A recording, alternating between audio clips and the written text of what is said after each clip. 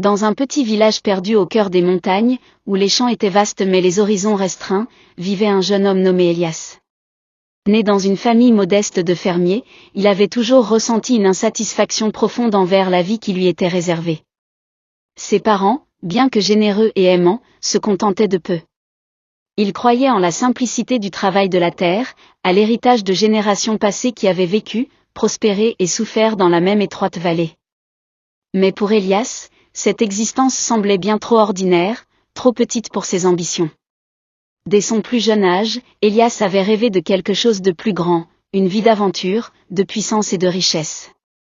Chaque nuit, il se couchait en imaginant des terres lointaines, des palais et des trésors enfouis. Il voulait être connu, respecté, admiré par des milliers, voire des millions de personnes. Mais dans le village, où il était vu comme un simple fils de fermier, ses rêves semblaient irréalisables. Le poids des attentes de ses parents, qui espéraient qu'il suive leurs traces, devint pour lui insupportable. Un soir d'automne, alors qu'il se tenait au sommet de la colline, contemplant les champs de blé doré qui s'étendaient à perte de vue, un vieil homme apparut devant lui. Il portait une robe noire, un manteau usé par les années, et son visage était marqué par des rides profondes. Ses yeux, cependant, brillaient d'une lueur étrange, presque surnaturelle. « Je vois que tu cherches quelque chose, jeune homme, dit-il d'une voix basse, presque un murmure, mais assez forte pour se frayer un chemin jusqu'à l'âme d'Elias. Elias, d'abord surpris, se redressa. « Qui êtes-vous » ? Un vieil homme, un simple voyageur, répondit-il, mais je vois en toi un désir, une ambition brûlante. Une ambition qui pourrait te mener à la gloire. Mais il y a un prix à payer. Elias hésita, intrigué par la manière dont l'inconnu parlait. Un prix ? Quel genre de prix ? Le vieil homme sourit lentement, comme s'il connaissait déjà la réponse à sa propre question. Un sacrifice, un don. Si tu es prêt à sacrifier quelque chose de précieux, quelque chose de cher à ton cœur, je peux t'aider à réaliser tes rêves. Les mots du vieil homme, tout à coup, résonnèrent en Elias comme une douce mélodie, et il sentit une étrange poussée d'espoir. Que dois-je sacrifier ? Tes parents, répondit le vieil homme, son regard devenant plus perçant. Sacrifie tes parents, et en échange, tu obtiendras tout ce que tu désires, la richesse, le pouvoir, la reconnaissance. Le monde à tes pieds. Elias, d'abord stupéfait, se sentit envahi par une vague d'émotions contradictoires. Sacrifier ses parents ? Les personnes qu'il aimait plus que tout ? C'était un acte impensable. Mais en même temps, le désir de réussir, d'atteindre des sommets, de s'affranchir de la pauvreté et de l'ombre de ses origines, lui brûlait les veines. Ses parents, avec leur simplicité et leur valeur, étaient des obstacles à sa grandeur, à ses ambitions. Il se demanda si un sacrifice, aussi abominable fût-il, en valait la peine. Le vieil homme se pencha plus près de lui. Tu n'as que quelques jours pour réfléchir. Le temps presse. Le monde attend que tu fasses le premier pas. Elias se tourna lentement vers les champs, où ses parents travaillaient, sans se douter qu'un monde entier était en train de s'effondrer autour de lui. Cette nuit-là, il ne ferma pas l'œil. Il pensa à la gloire, aux banquets, aux titres et aux admirateurs. Il pensa à tout ce qu'il pourrait avoir si, simplement, il accomplissait ce sacrifice. Les jours passèrent, et chaque moment sans réponse de sa part devenait plus lourd à porter.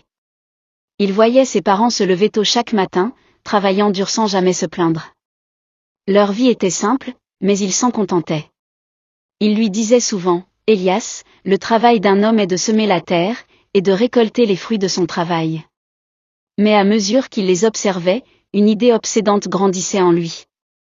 Et si leur sacrifice était la clé de sa réussite ? Un matin, alors que les premières lueurs de l'aube baignaient le village d'une lumière douce et dorée, Elias se leva avant ses parents. Il s'éclipsa en silence et se rendit au bord de la forêt, là où il savait retrouver le vieil homme. Il le trouva dans la même posture que la première fois, le regard fixé sur l'horizon, comme s'il attendait ce moment précis. « Je suis prêt, » dit Elias, d'une voix tremblante mais déterminée. Le vieil homme hocha lentement la tête, un sourire presque imperceptible sur ses lèvres. « Tu es certain ? C'est un sacrifice sans retour. Une fois que tu auras franchi cette étape, il n'y a plus de retour en arrière. Élias acquiesça, ses yeux brillant d'une lueur de folie. Le vieil homme leva alors les bras, comme pour invoquer les forces invisibles. Dans l'obscurité, les dieux du pouvoir t'entendent. Le prix sera payé. Tout à coup, une force invisible sembla se déchaîner autour d'Élias. Il tomba à genoux, une douleur aiguë traversa son cœur. C'était comme si quelque chose se déchirait en lui. Il ressentit le poids de ses parents, de leur amour, de leur sacrifice quotidien, tout cela se transformant en une charge insupportable qu'il devait désormais porter seul. Lorsque la douleur s'apaisa, il se releva. Il était seul, dans la forêt. Le vieil homme avait disparu.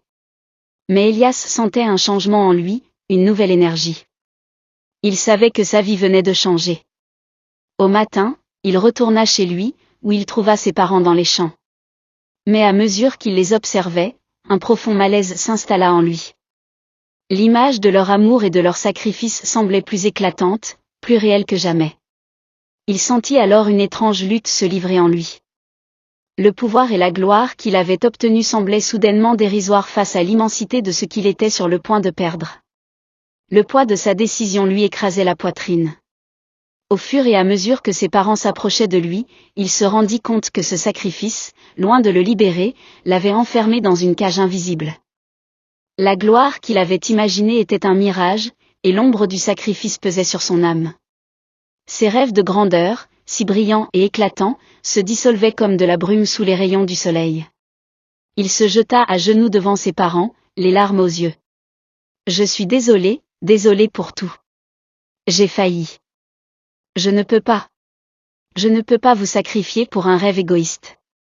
Vous êtes tout pour moi. » Ses parents, sans un mot, le relevèrent doucement, leurs bras pleins de chaleur et de compassion. « Nous savons, mon fils. Nous avons vu ton tourment. La véritable grandeur n'est pas dans ce que l'on possède, mais dans ce que l'on donne, ce que l'on aime et ce que l'on préserve. » Ainsi, Élias apprit une leçon qu'il n'aurait jamais imaginée. La véritable puissance ne se trouvait pas dans le sacrifice des autres, mais dans la sagesse de préserver ceux qui nous sont chers. En renonçant à son rêve de grandeur, il trouva finalement la paix, et la vraie réussite vint de l'amour, du pardon et de l'humilité retrouvée.